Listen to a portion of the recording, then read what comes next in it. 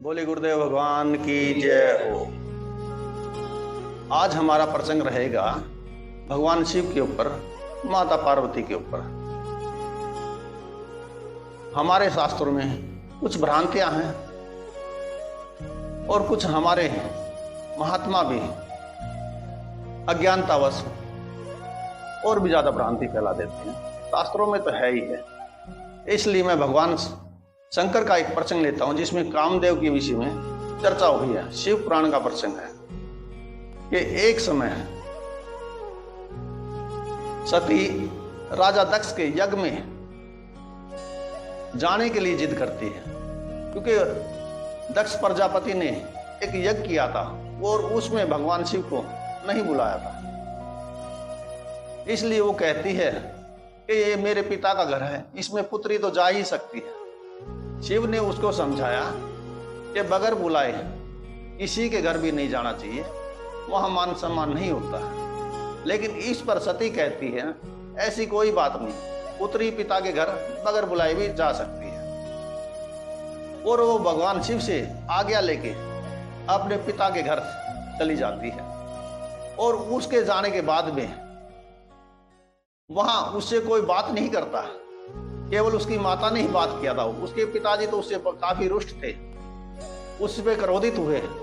उसकी बहनों का स्वभाव भी ऐसा रहा और वहां वो अपने आप को अपमानित महसूस करती रही। लेकिन जब उन्होंने आसन देखा कि चारों तरफ सभी देवता बैठे हुए थे, ब्रह्मा जी बैठे हुए थे, विष्णु जी बैठे हुए थे, इंद्र सभी बैठे हुए थे, लेकिन शंकर जी का वहां स्थान नहीं था। इस पर क्रोधित होकर वो दक्ष प्रजापति से पूछने लगती है कि आपने भगवान शिव का आसन क्यों नहीं लगा? वो तो त्रिलोकीनाथ है, उनका आसन तो सबसे पहले लगना चाहिए था, और आपने आसन नहीं लगा के उनका अपमान किया है।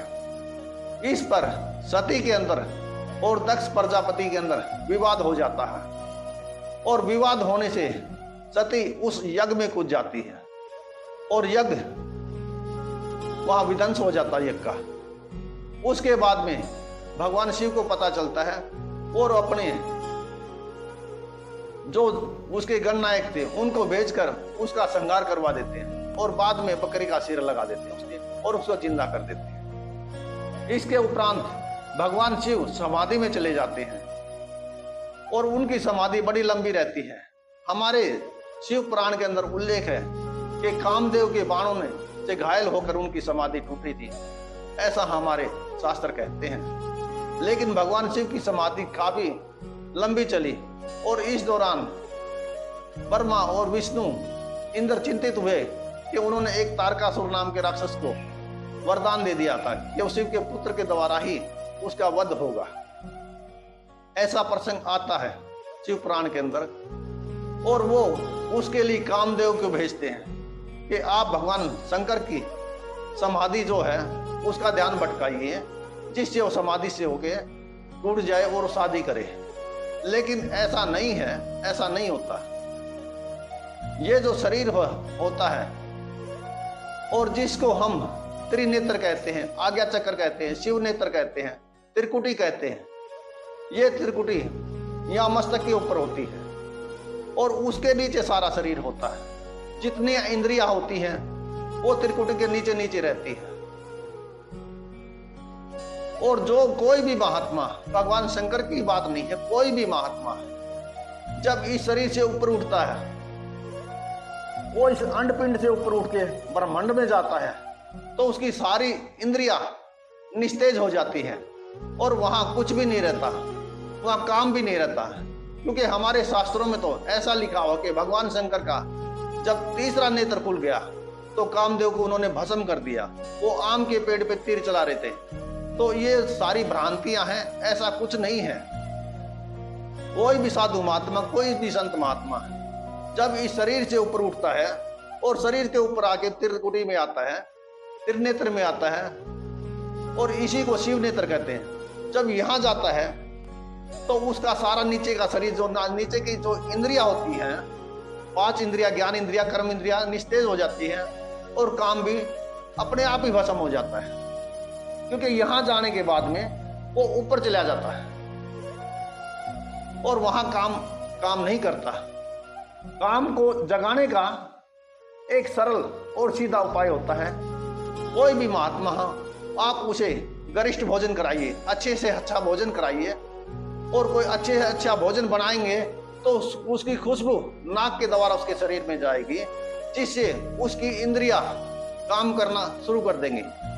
जब वो भोजन करेगा तो भोजन के द्वारा वो पूर्ण रूप से तैयार हो जाएंगे।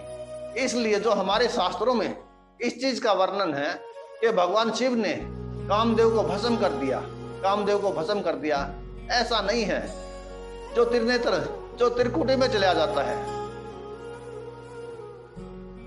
त्रिकुटी में जाने के बाद में कामदेव अपने आप ही भस्म हो जाता है, उसे किसी चीज की भस्म करने की जरूरत नहीं होती। लेकिन कोई महात्मा वहां तक पहुंच पाता है, सभी महात्मा वहां तक नहीं पहुंच पाते, क्योंकि सभी महात्मा तो जानते ही नहीं त्रिकुटी तक पहुंचना कैसे होता है, आज्ञा चक्कर कैसे जाए, उस त्रिनेत्र को कैसे खुले, क्योंकि जिसका त्रिनेत्र खुल गया, जिसकी त्रिकुटी खुल गई, वो तो फिर ऊपर जाएगा, वो नीचे नहीं आएगा।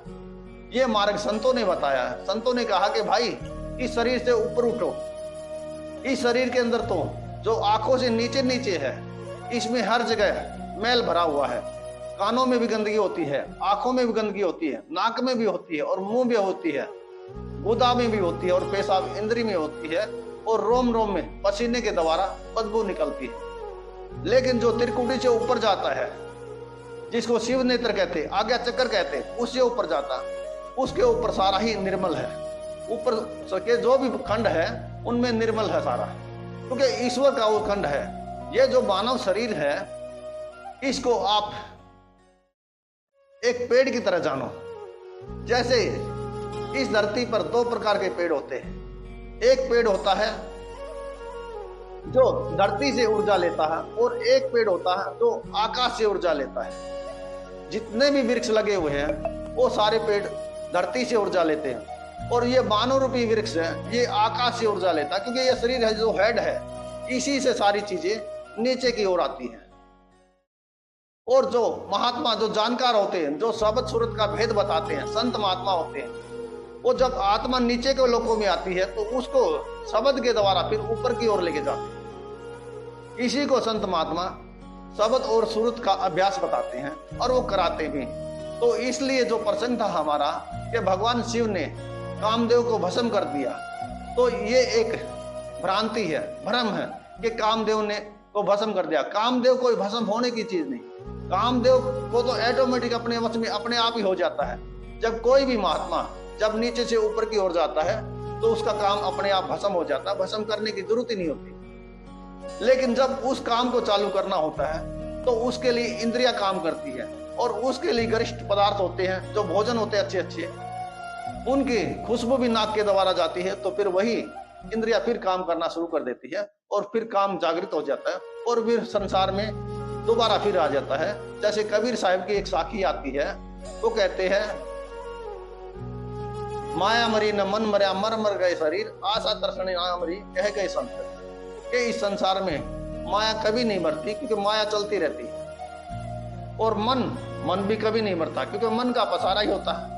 इस संसार में सभी कार्य मन के द्वारा ही होते हैं। मन एक बहुत बड़ी ताकत है। इस संसार में मन सभी देवताओं को पैदा करता है, मन का रूप ही निरंजन है, और उन्होंने ब्रह्मा विष्णु महेश को पैदा किया है, वो उनके पिता हैं, जिनको निरंजन बोलते हैं संत महात्मा। और जो महात्मा हैं उनको नारायण बोलते हैं। इसलिए ये मन बड़ा ही बलवान होता है।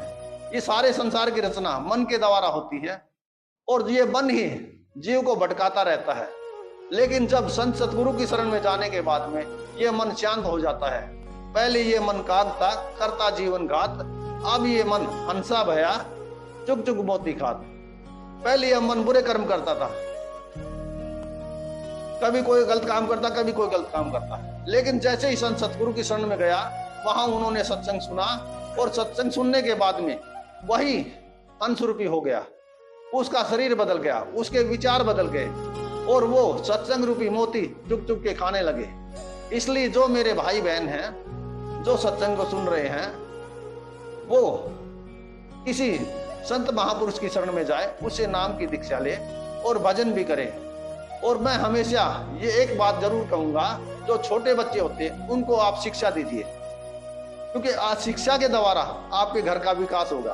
और जो बड़े हैं वो दीक्षा लीजिए, उससे आपका घर भी अच्छा रहेगा और आपकी आगत भी अच्छी हो जाएगी, आपका जगत भी अच्छा रहेगा और आपका आगत भी अच्छा रहेगा। क्योंकि शिक्षा आज के समय में बड़ी महत्वपूर्ण है, इसलिए अपने बच्चों को पढ़ाइए लिखाइए और उन्हें संस्कार भी दीजिए, अच्छे संस्कार भी दीजिए और शिक्षा भी दीजिए, जिससे आपका जीवन धन्य हो जाएगा। और ये बहुत बड़ी बात है, क्योंकि सभी के पास संस्कार नहीं होते। अपने परिवार में सुख शांति बनाए रखे, बड़ों का यही कार्य होता है। अगर छोटे बच्चे कोई गलती करते हैं तो आप उन्हें समझाएं, लेकिन बड़े गलती नहीं करें। छोटे की गलती को तो हम सुधार सकते हैं, लेकिन बड़े जो गलती करेंगे उस गलती को कौन सुधारेगा। और वहां वाद विवाद बहुत होते हैं घरों में। इसलिए हमेशा घर में प्यार प्रेम का माहौल रखिए, जिससे आपका घर अच्छा चलेगा, आपका परिवार अच्छा रहेगा, आपके बच्चे अच्छे रहेंगे। लेकिन जिस घर में वाद विवाद होता है वो घर तो वैसे टूट जाता है, कोई किसी की नहीं सुनता, सभी अपनी अपनी करते हैं। इसलिए सभी प्रेम से रहे और प्रेम से जितना भी जीवन जिसको मिला है वो अपने जीवन को अच्छे से जिए, उस ईश्वर का भजन करें। इसी के साथ सत्संग को समापन करते हैं। बोले गुरुदेव भगवान की जय हो।